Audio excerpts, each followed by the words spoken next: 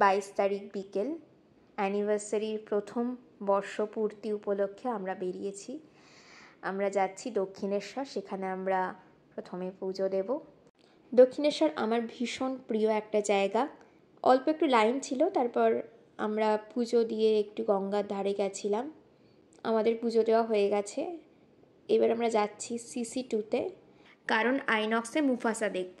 কালা চশমা পরে মুফাসা দেখে পার্কিং লট থেকে গাড়ি নিয়ে আমাদের গন্তব্যস্থল ট্যাংরা। ট্যাংরাতে আমরা এসেছি বিগ বসে, সেখানে আমরা আজকে ডিনার করব।